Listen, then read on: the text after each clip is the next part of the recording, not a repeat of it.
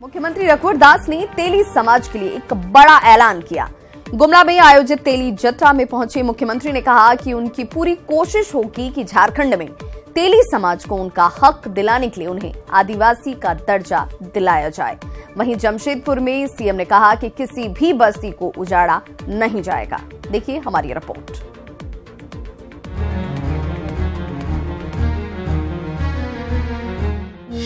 पूरी होंगी तेली समाज की पुरानी मांग, सीएम रघुवर दास ने दिलाया भरोसा।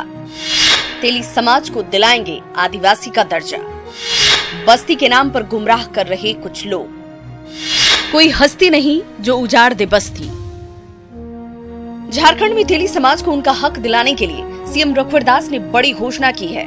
गुमला में आयोजित तेली जत्रा में सीएम ने कहा कि तेली समाज को आदिवासी का दर्जा दिलाने के लिए उनकी सरकार गंभीर है और टीआरआई की रिपोर्ट का इंतजार कर रही है। जैसे ही रिपोर्ट आएगी, सरकार इससे संबंधित एक प्रस्ताव कैबिनेट में लाएगी और फिर केंद्र सरकार को इससे संबंधित प्रस्ताव भेज दिया जाएगा। जैसे टीआरआई का रिपोर्ट है, हम कैबिनेट करके भारत सरकार को तेली अनुसूचित जनजाति में शामिल हो। मुख्यमंत्री के आश्वासन के बाद तेली समाज के लोगों की उम्मीदें भी बढ़ गई हैं और उन्हें पूरा भरोसा है कि जल्द ही उन्हें नई पहचान मिलेगी और समाज में सम्मान भी। और इस बार लग रहा है हम लोग का जो आश्वासन है वो पूरा होगा, लेकिन हम लोग का जो मांग है, हम लोग आरक्षण नहीं मांग रहे हैं, हम लोग मांग रहे हैं संरक्षण। और संरक्षण तब हम लोग को मिलेगा जब हम लोगों को आदिवासी का दर्जा मिलेगा। गुमला के परमवीर अल्बर्ट एक्का स्टेडियम में आयोजित वार्षिक जत्रा में सीएम ने लोगों की समस्याएं भी सुनी और इस आयोजन की सराहना की। सीएम ने कहा कि ऐसे कार्यक्रमों से समाज के लोगों को नई ऊर्जा मिलती है। वहीं जमशेदपुर में मेरा परिवार भाजपा परिवार अभियान का नेतृत्व कर रहे सीएम ने छायानगर बस्ती पर बुलडोजर के सवाल पर कहा कि छायानगर क्या, कोई भी बस्ती नहीं टूटेगी। मुख्यमंत्री ने कहा कि बस्ती को लेकर कुछ लोग भ्रम फैला रहे हैं। चुनाव आ रहे हैं कि जितना बरसात में जैसे मेढक टर टर करता है, एक कुकुरमुत्ता के तहत नेता जिसको बस्ती का का खा नहीं जानता है, वो बस्तियों को अब गुमराह करने का काम की बस्ती को उजड़ेगा। जब तक रघुवर दास झारखंड में मुख्यमंत्री है, कोई हस्ती नहीं कोई बस्ती को उजाड़ सके। जाहिर है गुमला से लेकर जमशेदपुर तक मुख्यमंत्री के बयान ने लोगों में खुशी ला दी है। एक तरफ जहां समाज में हक और सम्मान को लेकर लोगों में खुशी है, तो दूसरी ओर आशियाने को लेकर चिंतित लोगों को सीएम के बयान से बड़ी राहत मिली है। न्यूज़ 18 के लिए गुमला से सुशील के साथ जमशेदपुर से अन्नी अमृता की रिपोर्ट।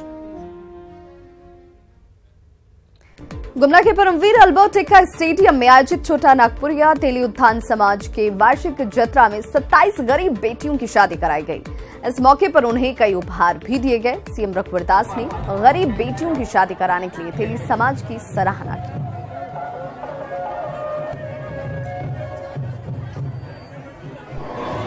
का जो आयोजन होती है उसके लिए भी मैं समाज को साधुवाद धन्यवाद, क्योंकि एक सामूहिक विवाह ये एक सामाजिक आंदोलन बनना है। व्यवस्थापक को 2000 रुपया देने का सरकार निर्णय लिया है। आप यहाँ उपायुक्त को आवेदन दे दीजिएगा। 27 जोड़े की यहाँ शादी हो रही है, तो 27 जोड़ी 54,000 रुपया इस आयोजन को ये जो व्यवस्था आपने की है उसके लिए सरकार आपको प्रोत्साहन राशि देगी। गरीब बच्ची लोग को, तेली समाज के बच्चे या उधर कास्ट की जो भी गरीब है उन लोग को हम लोग 19 साल से शादी कराते आए हैं। जो कि सक्षम नहीं है माँ बाप शादी कराने के लिए, हम लोग फॉर्म भरते हैं और इस जगह स्टेडियम में हम लोग ला के शादी कराते हैं। और शादी होने के बाद हम लोग जरूरत का जो भी है सामान हम लोग देते हैं। गरीबी के कारण शादी नहीं कर पा रहे थे, जिसके चलते हम लोग यहाँ फॉर्म भरे और फॉर्म भरने के बाद हम लोग का नाम आया और नाम आने के बाद हम लोग यहाँ आए और अभी अच्छा लग रहा है, बहुत ही अच्छा लग रहा है, हम लोग को बहुत ही अच्छा लग रहा है। बोकारो में सीएम रघुवर दास ने बीजेपी नेता की भतीजी की शादी में शामिल हुए और वर वधू को उन्होंने आशीर्वाद दिया। इस दौरान मुख्यमंत्री ने विपक्षी पार्टियों पर भी जोरदार प्रहार किया।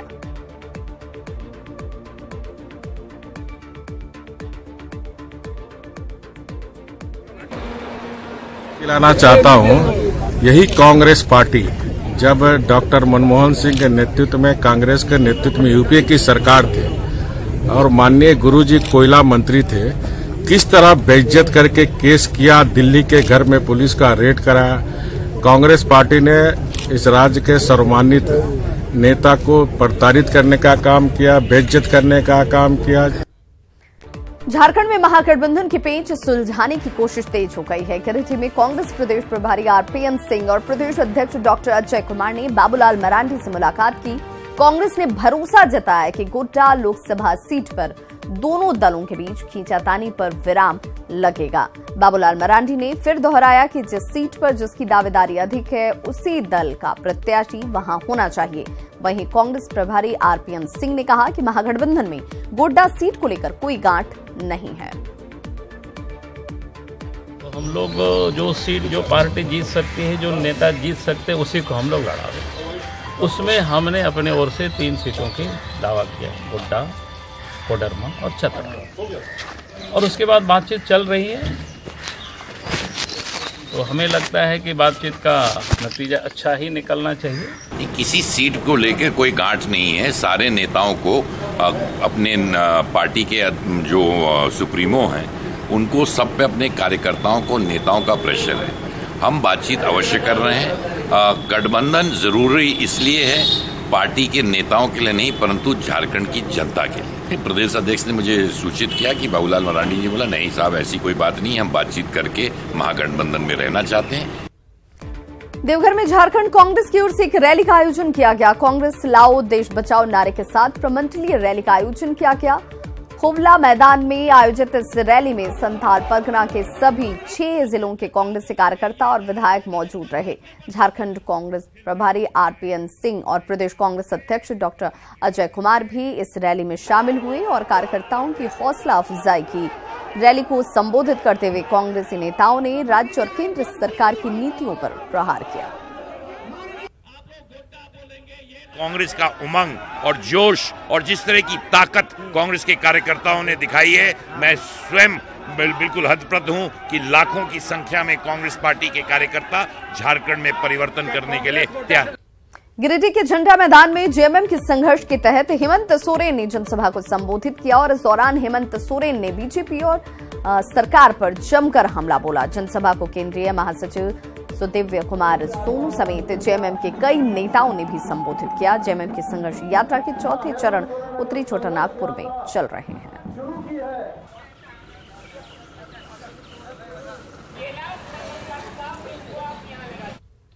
स्वास्थ्य विभाग के 2 बड़े अधिकारियों में पावर को लेकर जंग छिड़ गई है। स्वास्थ्य विभाग के सचिव और स्वास्थ्य निदेशक प्रमुख के बीच छिड़ी जंग में दोनों अधिकारी एक दूसरे पर गंभीर आरोप लगा रहे हैं। क्या है दोनों बड़े अधिकारियों के बीच का मामला, देखिए इस रिपोर्ट के जरिए। झारखंड में स्वास्थ्य विभाग के सबसे बड़े अधिकारी स्वास्थ्य सचिव डॉक्टर नितिन मदन कुलकर्णी और स्वास्थ्य निदेशालय के निदेशक प्रमुख डॉक्टर राजेंद्र पासवान के बीच पावर की जंग छिड़ी है। स्वास्थ्य सचिव ने स्वास्थ्य निदेशालय में प्रतिनियुक्त पर सेवा दे रहे कर्मचारी को हटाने का आदेश दिया, तो स्वास्थ्य निदेशालय ने इसे निदेशालय के महत्वपूर्ण काम बाधित होने का हवाला देकर सचिव के आदेश को ठंडे बस्ते में डाल दिया, जिससे आहत स्वास्थ्य सचिव ने निदेशक प्रमुख को अनुशासनहीनता के लिए कारण बताओ नोटिस जारी कर दिया। इसमें जो बरसों से कुछ लोग पदस्थापित थे उन सबको हटाने का आदेश दिया था। डीआईसी ने अपने स्तर से उनको रख लिया है अपने पास कि हम नहीं छोड़ेंगे उनको करके। तो हम लोगों ने उनसे पूछा है कि भैया विभाग के आदेश का अवहेलना क्यों कर रहे हैं। इधर शो कॉज से सम्मान को ठेस पहुंचते देख स्वास्थ्य निदेशक प्रमुख स्वास्थ्य सचिव पर खुला हमला कर रहे हैं। स्वास्थ्य निदेशालय के निदेशक प्रमुख ने कहा कि पूर्व में भी उन्हें कभी वीआरएस लेने तो कभी छुट्टी पर जाने का दबाव बनाया जाता रहा है। डीआईसी ने कहा है कि निदेशालय में स्थापित 3rd और 4th ग्रेड कर्मचारियों से कहां और कैसे काम लिया जाएगा, इसका अधिकार उनका है, न कि स्वास्थ्य सचिव का। निदेशक प्रमुख ने यहां तक आरोप लगा दिया कि एक खास समुदाय से आने के चलते उनके साथ ऐसा व्यवहार किया जा रहा है।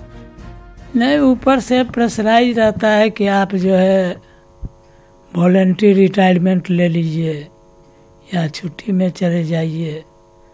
तो इस तरह का मेरे सम्मान के विरुद्ध हुआ कि हो सकता है कि हम इस तरह का समुदाय से आते हैं तो हो सकता है लोग पीछे पड़े। स्वास्थ्य समस्याओं से जूझ रहे झारखंड में दो बड़े अधिकारियों के बीच पावर के लिए छिड़ी जंग में निदेशालय स्तर के काम पर असर पड़ रहा है। वहीं स्वास्थ्य महकमे में दबे स्वर में खिम्मेबाजी भी शुरू हो गई है। जरूरी है कि सरकार के स्तर पर कदम उठाकर इस विवाद को समाप्त किया जाए। उपेंद्र, न्यूज़ 18, रांची। तेलंगाना पुलिस ने माओवादी सेंट्रल कमेटी के सदस्य सुधाकरण को आज मीडिया के सामने पेश किया। सुधाकरण ने अपनी पत्नी नीलिमा के साथ तेलंगाना पुलिस के सामने सरेंडर किया था। झारखंड में सुधाकरण पर 1 करोड़ का इनाम था, जबकि उसकी पत्नी नीलिमा पर झारखंड पुलिस ने 25 लाख रुपए का इनाम घोषित कर रखा था। सुधाकरण तेलंगाना के आदिलाबाद का रहने वाला है और बूढ़ा पहाड़ इलाके में वो काफी सक्रिय था। उसने झारखंड में करोड़ों की अवैध संपत्ति अर्जित कर रखी है।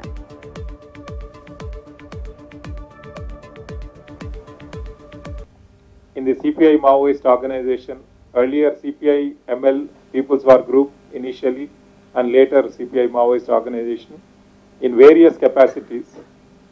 He was attracted to Naxalism when he was studying intermediate at Nirmal town of Adilabad district, and we have taken we have done this entire operation in coordination with the Jharkhand police, and we are confident that many more such cadres, the Central Committee members, the Politburo members, we appeal to all of them to surrender before the police, and the police on our part, the government on our part, we would be taking all the necessary measures to rehabilitate them, and we will also pass on the reward amount that is available on all these cadres. Mr. Satwaji is carrying 25 lakhs and Neelima is carrying 10 lakhs as reward. पैसे के लिए surrender नहीं हुआ है। हम जीना है तो हमारा राज्य में आके जीना है। यहाँ का सरकार भी यहाँ का रेगुलेशन हम 25 दे रहे 10 दे रहे नहीं है। मैं जीने का यहाँ पर है, इसी का तहत आके यहाँ सरेंडर हुआ। हम तो झारखंड में सरेंडर होना, करोड़ों के पैसे के लिए मैं सरेंडर नहीं हुआ हूँ। वहाँ जाके जेल में बैठने के लिए नहीं सरेंडर हुआ। मैं आके यहाँ पर रहने के लिए ही सरेंडर हुआ, इसी के लिए ही सरेंडर हुआ। कोल्हान विश्वविद्यालय की छात्र के साथ हुए गैंगरेप के खिलाफ चाईबासा में छात्रों का आक्रोश देखने को मिला। चाईबासा के सभी कॉलेज और विश्वविद्यालय के छात्रों ने गैंगरेप के आरोपियों को फांसी की सजा देने की मांग को लेकर प्रदर्शन किया। आक्रोशित छात्रों ने पुलिस की कार्यशैली पर भी सवाल उठाए। 6 जन के ऊपर एफआईआर दर्ज होता है और 2 जन को अभी तक अरेस्ट हुआ और 4 जन अभी भी फरार है, जिसके विरोध में आज हम लोगों छात्र संघ ने सड़क पर उतर कर न्याय रैली निकाला है। यहाँ की पुलिस भी बहुत कमजोर है, हमें कोई सुरक्षा नहीं देती है, इसीलिए हम लड़कियां चाहते हैं कि हमें अच्छी से अच्छी सुरक्षा दे सके सभी। रांची के मैक्लूस्कीगंज थाना क्षेत्र के जंगल में पेड़ से लटकता प्रेमी युगल का शव मिला है। पहली नजर में यह आत्महत्या की घटना लग रही है और बताया जा रहा है कि दोनों कॉलेज जाने की बात कहकर घर से निकले थे। लड़की की उम्र 17 साल जबकि लड़के की उम्र 19 साल बताई जा रही है। लड़की कोनका की रहने वाली थी, वहीं लड़के को लेकर के पहचान समीर अंसारी के रूप में की गई है और वो हिस्सा लौंग का रहने वाला था। घटना की सूचना मिलने के बाद पुलिस ने दोनों शवों को कब्जे में लेकर आगे की जांच प्रक्रिया शुरू कर दी है। रांची में हटिया रेलवे स्टेशन पर एक बार फिर रेलवे का अमानवीय चेहरा सामने आया है। प्रसव पीड़ा से कराह रही एक महिला को इलाज की सुविधा देने के बजाय उसे रांची रेलवे स्टेशन भेज दिया गया। इस दौरान महिला ने ट्रेन में ही एक बच्चे को जन्म दिया, लेकिन इलाज के अभाव में नवजात ने दम तोड़ दिया और महिला इलाज के लिए दर दर भटकती रही। रेलवे के अधिकारियों और डॉक्टरों की संवेदनहीनता देखिए कि बिना इलाज किए ही उसे सदर अस्पताल से भेज दिया गया। एक असंवेदनशील चेहरा सामने नजर आया है। एक प्रेग्नेंट महिला एलएपी एक्सप्रेस में तमिलनाडु से रांची आ रही थी। रास्ते में उसे प्रसव पीड़ा हुई और जब वो डॉक्टरों की मदद मांगी तो हटिया स्टेशन पे उसे किसी भी तरह की मदद नहीं मिली और फिर वो हटिया से जब रांची की तरफ बढ़ी तो बच्चा पैदा हुआ, लेकिन सही तरीके से इलाज नहीं होने की वजह से बच्चे की मौत हो गई। हटिया स्टेशन पे पहुंची थी, आपके पति से हमारी बात हुई, उन्होंने कहा कि मदद मांगी थी। डॉक्टर आए थे क्या हटिया स्टेशन पे? डॉक्टर पता नहीं, आए थे होते जन। फिर क्या हुआ? फिर कुछ मदद नहीं दिया। मदद नहीं मिला? नहीं, मदद नहीं मिला। उसके बाद फिर क्या हुआ? फिर आपका बच्चा हुआ? मेरा बच्चा हुआ, होते हैं साथ जन्म होते हैं साथ डेथ हो गया। क्यों इलाज नहीं हो पाया इस वजह से? हाँ। फिर उसके बाद क्या हुआ? रांची स्टेशन पहुंची, उसके बाद क्या हुआ? उसके बाद उस जगह गया, ट्रेन भीतर तले कहा कि उस सदर हॉस्पिटल स्टेशन पर उतर कर ले जाइए, गाड़ी बैठा दिया इस जगह पर। गाड़ी पे बैठा दिया, उसके बाद उसका कोई रेलवे का कोई आदमी, कोई साथ में अधिकारी साथ में नहीं था, कोई डॉक्टर वगैरह नहीं था। हालांकि न्यूज 18 पर इस खबर को प्रमुखता से दिखाए जाने के बाद रेलवे के अधिकारियों की नींद खुली और अनमने ढंग से एक ड्रेसर सदर अस्पताल में भेजा गया। खैर, काफी फजीहत के बाद करीब 2.5 घंटे का वक्त लग गया और उसके बाद सदर अस्पताल में महिला को भर्ती कराया गया। वहीं इस पूरे मामले पर रेलवे के अधिकारियों की सफाई भी बड़ी अजीबोगरीब रही। सीपीआरओ की दलील है कि महिला की शिकायत के बाद हटिया और रांची रेलवे स्टेशन पर महिला का इलाज किया गया और उसे भर्ती करने की भी बात कही गई थी। हटिया स्टेशन से कुछ पहले ही बच्चे का जन्म हुआ ट्रेन के अंदर, और जैसा कि उनके जो हस्बैंड है और मतलब जो डेड बच्चे के पिताजी हैं, उन्होंने बताया कि हटिया स्टेशन पहुंचने से पहले ही उसकी डेथ हो गई थी। जब हमें पता चला कि ऐसा घटना हुआ है और हमें खबर लगी, तो हमारे जो हटिया में जो डॉक्टर हैं वो तुरंत उनको, लेडी डॉक्टर ने तुरंत उनको अटेंड किया और अटेंड करने के बाद उनसे कहा कि आप उतारने का रिक्वेस्ट किया कि आप यहाँ उतर जाएं हटिया में, और जो भी चिकित्सा की सुविधा आपको देनी है वो हम लोग देंगे। बट उन्होंने कहा कि नहीं, हम लोग रांची तक का टिकट और हम लोग रांची में ही उतरेंगे। तो फिर वो लोग रांची तक उसी ट्रेन से चले गए और रांची में हमारे डॉक्टर ACMS साहब उनको अटेंड किए अपनी टीम के साथ। और फिर चूंकि बच्चे की डेथ हो गई थी और मदर को भी इलाज की ज़रूरत थी उनकी, तो उनको फर्दर एम्बुलेंस से सदर हॉस्पिटल भेजा गया, जहां फिलहाल वो एडमिट हैं और उनका वहां उपचार चल रहा है।